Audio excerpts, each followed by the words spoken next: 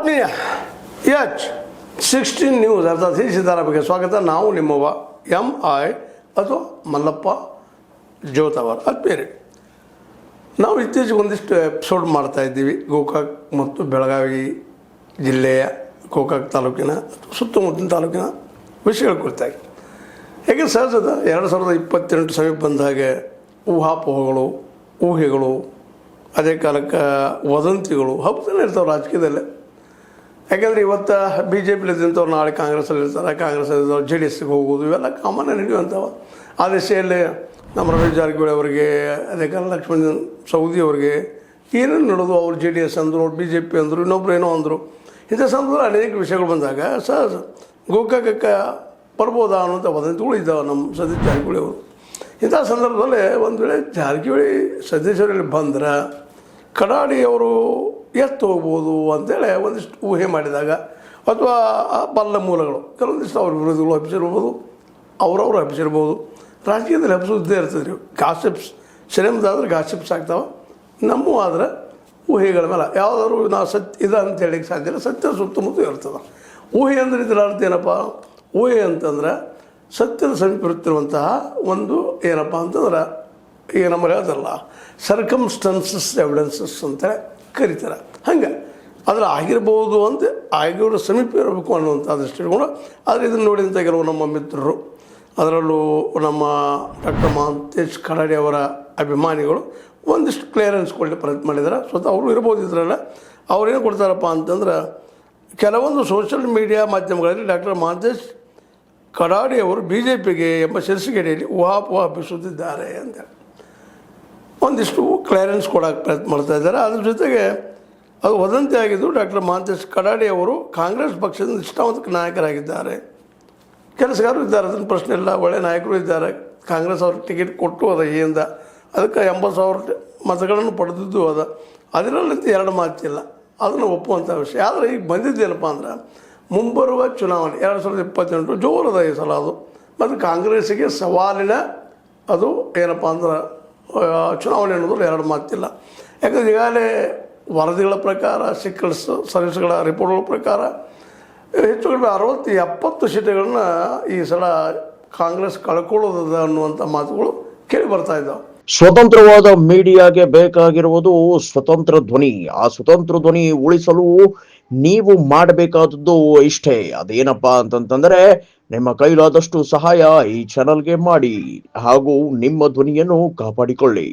ಇವು ಬಲ್ಲ ಮೂಲಗಳ ಪ್ರಕಾರ ಇವರಂತಲ್ಲ ಇದು ಹಬ್ಬಿಸ್ತಿರ್ಬೋದು, ಸತ್ಯನೂ ಇರ್ಬೋದು, ಮುಂದೆ ಏನಾಗ್ತದೆ ಗೊತ್ತಿಲ್ಲ. ಊಹೆ ಮಾಡೋದಪ್ಪ ಪತ್ರಿಕಾರಂಗದ ಒಂದು ಕೆಲಸ. ಆ ದಿಶೆಯಲ್ಲಿ ನಾವು ಆ ಒಂದು ಇದನ್ನು ಓದ್ತಾ ಇದ್ವಿ ನಿಮ್ಮ ಮುಂದೆ. ಕಳೆದ 3 ವರ್ಷಗಳಿಂದ ಕಡಾಡಿಯವರು ಪ್ರಾಮಾಣಿಕವಾಗಿ ಕಾಂಗ್ರೆಸ್ ಪಕ್ಷದ ಸಂಘಟನೆ ಮಾಡುತ್ತಿದ್ದು, ಮುಂದೆಯೂ ಕಾಂಗ್ರೆಸ್ ಪಕ್ಷಕ್ಕೆ ನಿಷ್ಠೆಯಿಂದ ಕೆಲಸ ಮಾಡುತ್ತಾರೆ. ಆದ್ದರಿಂದ ಯಾವುದೇ ವದಂತಿಗಳಿಗೆ ಕಿವಿಗೊಡಬಾರದು. ಮಹಂತೇಶ್ ಕಡಾಡಿಯವರ ಅಭಿಮಾನಿ ಬಳಗ. ಮಹಂತೇಶ್ ಕಡಾಡಿಯವರ ಅಭಿಮಾನಿ ಬಳಗ ಇದು ಕ್ಲಿಯರೆನ್ಸ್ ಕೊಟ್ಟು ಇದಕ್ಕೆ ಯಾಕೆ ಕಿವಿಗೊಡಬೇಡಪ್ಪ, ಇವು ಏನು ಕೊಡೋ ಅವಶ್ಯಕತೆ ಇಲ್ಲ, ಕೊಡಬಾರ್ದು ಬಿಡಬಾರ್ದು ಅವ್ರು ಬಿಟ್ಟು ವಿಷಯ. ಬಟ್ ಇಲ್ಲಿ ಏನಪ್ಪ ಅಂತಂದ್ರೆ, ನಾವು ಇಲ್ಲಿ ಕ್ಲಿಯರೆನ್ಸ್ ಮಾಡೋಂಥದ್ದು ಏನಂದ್ರೆ, ಊಹಾಪೋಹ ಅಂದ್ರೆ ರಾಜಕೀಯದಲ್ಲಿ ಊಹೆ ಇರ್ತಾವೆ. ಇವತ್ತು ಹೇಳಿದೆ ನಿಮಗೆ ಆರಂಭದಲ್ಲೇ, ಇವತ್ತು ಮಿತ್ರದಿಂತವ್ರು ನಾಳೆ ಶತ್ರು ಆಗ್ತಾರೆ, ನಾಳೆ ಶತ್ರು ನಾಡ್ದ ಮಿತ್ರ ಆಗ್ತಾರೆ. ಹೇಳಲಿಕ್ಕೆ ಸಾಧ್ಯ ಇಲ್ಲ, ಇದು ಸತ್ಯ ಅಂತೇಳಿ. ಆದರೂ ಇವರು ಒಬ್ಬ ಜೆಂಟಲ್ಮ್ಯಾನ್ ಇದ್ದಿದ್ದರಿಂದಾಗಿ ಇದಕ್ಕೊಂದು ಕ್ಲಿಯರೆನ್ಸ್ ಕೊಡ್ತಾ ಇದ್ದಾರೆ, ನಾವು ಇಲ್ಲಿ ಬಂದ್ರೆ ಹೋಗೋದಿಲ್ಲಪ್ಪ, ಮಾಡೋದಿಲ್ಲ ಅಂತೇಳಿ. ಈ ರೀತಿ ಊಹೆ ಮಾಡೋಕ್ಕೆ ಇನ್ನೊಂದು ಕಾರಣವೂ ಅದ. ಈ ಹಿಂದ ನಮ್ಮ ಪ್ರತಾಪರಾವ್ ಅಂದರೆ ನಮ್ಮ ವಸಂತರಾವ್ ಪಾಟೀಲರ ಹಿರಿಯ ಮಗರು ಬಂದಾಗ, ಇಲ್ಲಿ ಬಂದಾಗ ಅವ್ರು ಇದ್ದಂಥವ್ರು ಇವರಿಗೆ ಒಂದು ಕಾಂಗ್ರೆಸ್ನ ಟಿಕೆಟ್ ಸಿಗದೆ ಹೋದರೆ ನಾವು ಕೊಡ್ತೀವಿ JDSನಿಂದ ಅಂದಿದ್ದ ಮಾತುಗಳು ಇವುಗಳು ನೆನಪಿಸಿಕೊಂಡಾಗ ಆ ಸಂದರ್ಭದಲ್ಲಿ ಅಲ್ಲಗಳಿಬೇಕಾಗಿತ್ತೇನೋ ನಮ್ಮ ಕಡಾಡಿಯವರು. ಅಲ್ಲಗಳಿಲಿಲ್ಲ, ಅದನ್ನು ಮೌನವಾಗಿ ಸ್ವೀಕರಿಸಿದರು. ಹೀಗಾಗಿ ಇವರು ಮನದಲ್ಲಿ ಎಲ್ಲೋ ಒಂದು ಭೀತಿ ಇರ್ಬೋದು, ಅಥವಾ ಒಂದು ಸಂಶಯ ಇರ್ಬೋದು, ನಾಳೆ ಟಿಕೆಟ್ ಕೊಡಲಿಕ್ಕಿಲ್ಲ ಅನ್ನುವಂಥದ್ದು ಅಂತೇಳಿ ಸಹಜವಾಗಿ ಇಡೀ ತಾಲೂಕಿನ ತುಂಬ ಹಬ್ಬಿಕೊಂಡಿತ್ತದು. ಆ ನೆಲೆಯಲ್ಲಿ ಇದ್ದಾಗ ಸಹಜವಾಗಿ ಇತ್ತೀಚೆಗೆ ಒಂದು ಸಿನಿಮಾ ಬಂದು ನೋಡ್ರಿ, ಕೆಲವೊಮ್ಮೆ ಏನಾಗ್ತದಪ್ಪ ಅಂತಂದ್ರೆ ಅನಿವಾರ್ಯವಾಗಿ ಭೇಟಿ ಆಗುವಂಥ ಪ್ರಸಂಗ ಬರ್ತಾವ. ಈಗ ನೋಡುವ ನಮ್ಮ ರಮೇಶ್ ಜಾರಕಿಹೊಳಿ ಅವರು ಹೋಗಿ ನಮ್ಮ ಸಿದ್ದರಾಮಯ್ಯರಿಗೆ ಭೇಟಿ ಆದರು. ಆ ಸಂದರ್ಭದಲ್ಲಿ ಕಾಂಗ್ರೆಸ್ ಬರ್ತಾರ ಅಂತ ಮಾತಾಡಿದ್ವು ಅದು. ಇವೆಲ್ಲ ಸಹಜವಲ್ಲ, ಇವತ್ತೊಂದು ಈ ಕಾಮನ್ ಆಗಿಬಿಟ್ಟದು. ಸಹಜ ಯಾರ ಜೊತೆ ಮಾತಾಡಿದ್ರು ಇದೇನಪ್ಪ ಅಂತೇಳಿ. ಅದರಲ್ಲೂ ಸೋಷಿಯಲ್ ಮೀಡಿಯಾ ಇವತ್ತು ಭಾಳ ಫಾಸ್ಟ್ ಆಗಿದೆ. ಅದ್ರಲ್ಲಿ ಅರ್ಧ ಸತ್ಯ ಇರ್ತಾವೆ, ಒಪ್ಪನೋ ಮಾತನ್ನು, ಕೆಲವು ಸತ್ಯ ಆಗ್ತಾವೆ, ಹೇಳಲಿಕ್ಕೆ ಸಾಧ್ಯ ಇಲ್ಲ ಅಂತ ಮಾತುಗಳು. ಆ ದಿಶೆಯಲ್ಲೇ ಇವರು ಒಂದಿಷ್ಟು ಅಲ್ಲೇ ಇಲ್ಲೇ ಕತ್ತೆಯವ್ರಿಗೆ ಭೇಟಿಯಾಗಿರ್ಬೋದು ಮತ್ತೆ ಅವ್ರಿಗೆ ಭೇಟಿಯಾಗಿರ್ಬೋದು.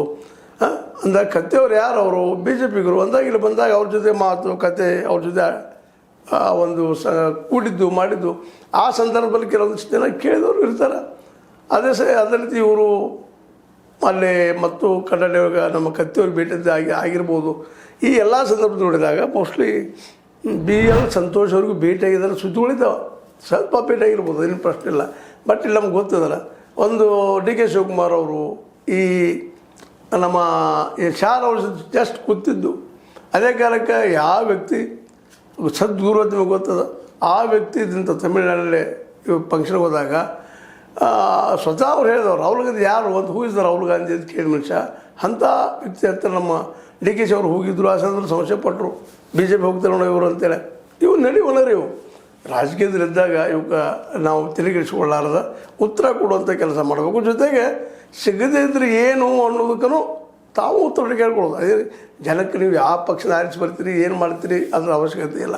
ಕಾಂಗ್ರೆಸ್ಸಿಂದ ಬರ್ರಿ, BJPಯಿಂದ ಬರ್ರಿ, JDS ಇಂದ ಬರ್ರಿ, ಅವ್ರಿಗೆ ಬೇಕಾಗಿದ್ದ ಇಲ್ಲಿಯ ಜನರಿಗೆ ಬೇಕಾಗಿದ್ದು ಉದ್ಯೋಗಗಳ ಸೃಷ್ಟಿ. ಈ ಗ್ಯಾರಂಟಿ ಮೇಲೆ ಜನರ ಮನಸ್ಸು ಕಡಿಮೆ ಆಗ್ಲಿಕ್ಕೆ ಹತ್ತದ ಅನ್ನೋದು ಅರ್ಥ ಆಗ್ಲಿಕ್ಕೆ ಹತ್ತದ್ರಿ. ಯಾಕಂದ್ರೆ ಖಜಾನೆ ಖಾಲಿ ಆಗ್ಲಿಕ್ಕೆ ಹತ್ತವ್ರಿ, ಡೆವಲಪ್ಮೆಂಟ್ ರೊಕ್ಕಿಲ್ಲ ಅನಿಸುತ್ತೆ. ಈಗಾಗಲೇ ಹೊರಗೆ ಬರ್ತಾ ಇದ್ದಾವೆ ಕಾಂಗ್ರೆಸ್ಸಿನ ಮೂಲಗಳ ಪ್ರಕಾರ. ಹೀಗಾಗಿ ಸ್ವತಃ ಕಾಂಗ್ರೆಸ್ಗಳು ಟೀಕೆ ಮಾಡ್ತಾ ಇದ್ದಾರೆ, ಈ ಗ್ಯಾರಂಟಿಗಳಿಂದ ನಾವು ಹಾನಿ ಆಗ್ತಾಯಿದ್ವಿ ಅನುಭವಿಸ್ತಾ ಇದ್ವಿ ಅಂತೇಳಿ. BJPಗಳಿಂದ ಅಧಿಕಾರ ಕಳ್ಕೊಂಡಿದ್ದಾರೆ, ಮಾತಾಡ್ತಾರೆ. ಅದೇ ತಪ್ಪು ಅಂತೆಲ್ಲ ಗ್ಯಾರಂಟಿ ಕೊಟ್ಟಿದ್ದು. ಆದರೆ ಗ್ಯಾರಂಟಿ ಕೊಡೋಗಿದ್ರು ಉದ್ಯೋಗ ಸೃಷ್ಟಿ ಮಾಡೋದು ನೀವೇನು ಮಾಡ್ತಾಯಿದ್ರಿ?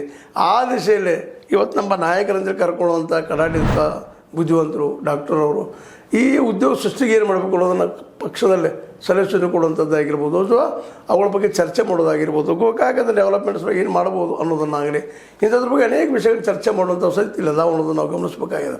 ಯಾಕಂದರೆ ಗೋಕಾಕದಲ್ಲಿ ಉದ್ಯೋಗ ಸೃಷ್ಟಿ ಇಲ್ಲ, ಅನೇಕ ನಿರುದ್ಯೋಗಗಳಿದ್ದಾರೆ, ಮಕ್ಕಳು ಪಾಪ ಹಾಗೆ ಅಡ್ಡಾಡ್ತಾ ಇದ್ದಾರೆ. ನಮ್ಗೆ ಏನು ಸಿಗ್ತದೆ, ನಾಳೆ ಸಿಗ್ತದೆ ನೌಕರಿ ಅಂತೇಳಿ. ಮತ್ತು ಏನೋ ಒಂದು ಇಂಜಿನಿಯರಿಂಗ್ ಕಾಲೇಜ್ ಪರ್ಮಿಷನ್ ಸಿಕ್ಕಂತ ಹೇಳುವಂಥ ಒಂದು 2 ಡಿಪಾರ್ಟ್ಮೆಂಟ್ಗಳು ಬಂದವಂತ ನಾವು ನೋಡಿದ್ದೀವಿ. ಆ ದಿಶೆಯಲ್ಲೇ ಇನ್ನೂ ಹೆಚ್ಚಿನ ಎಜುಕೇಷನ್ ಕ್ಷೇತ್ರದಲ್ಲೇ ಬೆಳವಣಿಗೆ ಆಗಬೇಕಾಗಿದ್ದು ಇನ್ನೂ ಆಗಿಲ್ಲ ಅನ್ನೋದು ಅಷ್ಟೇ ಸತ್ಯ. ಇಲ್ಲಿ ಏನು ಬೇಕು ಏನು ಬೇಡ ಗೋಕಾಕ ವಿಷಯದಲ್ಲ ಇವುಗಳನ್ನ ಓಪನ್ ಆಗಿ ಯಾಕೆ ಮಹಂತೇಶ್ ಕರಾಡಿ ಅವರು ಓಪನ್ ಆಗಿ ಚರ್ಚೆ ಮಾಡಿ ಅದನ್ನು ಶಾಸಕರಿಗೆ ಗಮನಕ್ಕೆ ಇಂಥ ಕೆಲಸಗಳನ್ನು ಮಾಡಿಕೊಡ್ರಪ್ಪ ಗೋಕಾಕ ಜನರಿಗೆ ಅನ್ನೋಂಥ ಮೂಮೆಂಟ್ಗಳು ಮಾಡಬೇಕಾಗಿದೆ ಇವತ್ತು. ಯಾಕಂದ್ರೆ ಇವ್ರಿಗೆ ಅಂತ ಅಧಿಕಾರ ಇಲ್ಲ. ಈಗ ಸಹಜ ಯಾರು ಕೇಳಿದ ತಕ್ಷಣ ಏನೋ ಶಾಸಕರಪ್ಪ ಶಾಸಕ ಕೇಳಿರ್ತೀವಿ. ಹಾಗಾದರೆ ಶಾಸಕರಿಂದ ಮಾಡಬೇಕಾದಂಥ ಕೆಲಸಗಳು ಏನೇನು ಆಗಿಲ್ಲ, ಏನೇನು ಆಗಿದ್ದಾವೆ ಇಲ್ಲಿವರೆಗೆ ಅದ್ರ ಬಗ್ಗೆ ಪಟ್ಟಿ ಮಾಡಿ ಆಗಲಾದ ಕೆಲಸವನ್ನು ಮಾಡಿಸುವಾಗ ಶಾಸಕರಿಗೆ ಬೆಂಬತ್ತಿ ಕೆಲಸ ಮಾಡಿದ್ರೆ ಜನಪರ ಇದ್ದಂಥದ್ದು ಜನರಿಗೆ ಅನುಕೂಲವಾದ ಕೆಲಸಗಳನ್ನ ಯಾಕೆ ಮಾಡಬಾರ್ದು ನಮ್ಮ ಡಾಕ್ಟರ್ ಕಲಾಡಿ ಅವರು? ಯಾಕಂದರೆ ಇದೆಲ್ಲ ನಾವು ಎಲೆಕ್ಷನ್ ಇಲ್ಲೋಂಥ ಗ್ಯಾರಂಟಿ ಒಂದಂತೆ ಸತ್ಯ. ಈಗಂತ ಅವ್ರು ಹೇಳೋ ಪ್ರಕಾರ ಕಾಂಗ್ರೆಸ್ನಿಂದ ನಿಲ್ತಾರೆ ಅಂತ ತಿಳ್ಕೊಳ್ಳೋನು ಇನ್ನೂ ಟೈಮ್ ಸಾಕಷ್ಟು 2 ವರ್ಷ ಇಲ್ಲಂತಲ್ಲ. ಅದರ ಜೊತೆಗೆ ಕಾಂಗ್ರೆಸ್ನಿಂದ ಸಿಕ್ಕರೆ ಭಾಳ ಚೆನ್ನಾಗಾಯ್ತು. ಇಲ್ಲಪ್ಪ ಮತ್ತು ಯಾವುದೋ ಪಕ್ಷಕ್ಕೆ ಹೋಗಬೇಕು, ಇಲ್ಲ ಪಕ್ಷದರಾಗಿ ನಿಲ್ಲಬೇಕಾಗಿದೆ ಅಂತ ಅವ್ರ ತಲೆಯಲ್ಲಿ ಇರ್ಬೋದಿಲ್ಲ ಅಂತಲ್ಲ. ಯಾಕಂದ್ರೆ ಒಬ್ಬ ರಾಜಕಾರಣ ಹಂಗೆ ಇರ್ತದೆ, ಆ ಟೇಸ್ಟ್ ಹಂಗಿರ್ತದೆ.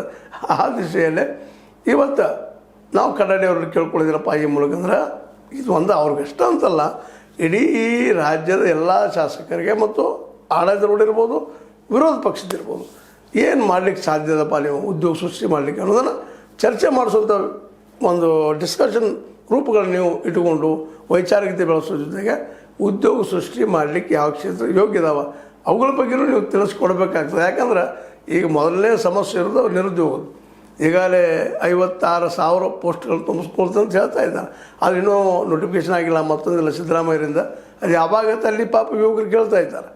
ಈಗ ಧಾರವಾಡದ ಅಲ್ಲಿ ಅಕ್ಸಾ ಏನು ಮೂಮೆಂಟ್ ಮಾಡ್ತಾ ಇದ್ದಾರೆ ಅವರು, ಅದರ ಏನಪ್ಪ ಅಂದ್ರೆ ಅಧ್ಯಕ್ಷರು ಇವತ್ತು ಕೇಳ್ತಾ ಇದ್ದಾರೆ ನಮಗೆ ಪ್ರತಿಭಟನೆ ಮಾಡೋಕ್ಕೆ ಅವಕಾಶ ಕೊಡು ಅಂತೇಳಿ. ಇವತ್ತು ನಾವು ಪ್ರತಿಭಟನೆ ಮಾಡಿಸೋದು ಕಷ್ಟ ಅದ.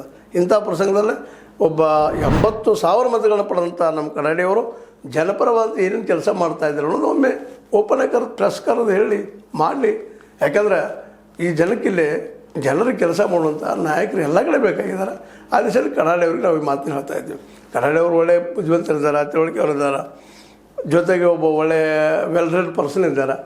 ಅವರದಿಂದವರ ಈ ದಿಶೆಯಲ್ಲಿ ಮುಂದುವರಿಲಿ. ಜೊತೆಗೆ ಅವರು ಯಾವ ಪಾರ್ಟಿ ನಿಂತರೂ ಅಷ್ಟೇ ಅದ ಜನರಿಗೆ ಕೆಲಸ ಮಾಡ್ತಾನಂತ ಅವರು ಓದ್ತೋಳವರ ಮುಂದಾದರು. ಆ ದಿಶೆಯಲ್ಲೇ ಯಾವ ಪಕ್ಷದಿಂದ ನಿಲ್ಲಿ, ಯಾವ ಪಕ್ಷ ಟಿಕೆಟ್ ಕೊಡಲಿ ಬಿಡಲಿ, ಬಟ್ ಇವತ್ತು ಗೋಕಾಕಕ್ಕೆ ಮತ್ತೊಂದು ವಿರೋಧ ಪಕ್ಷ ಬೇಕಾಗಿದೆ ಅನ್ನೋದು ಸುಳ್ಳಲ್ಲ. ಇಲ್ಲಿವರೆಗೆ ಆ ಕೆಲಸವನ್ನು ಅಶೋಕ್ ಪೂಜಾರಿಯವರು ಮಾಡ್ತಾಯಿದ್ರು. ಅವರಲ್ಲೂ ಆ ನಿಯತ್ತು ಶಕ್ತಿ ಅದ. ಅವರು ಯಾಕೋ ಇತ್ತೀಚೆಗೆ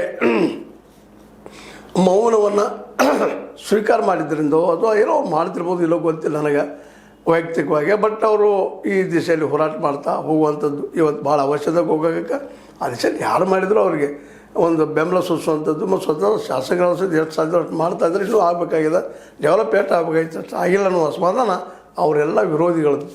ಅದಕ್ಕೆ ಉತ್ತರ ಅವ್ರು ಕೊಡ್ತಾರೆ.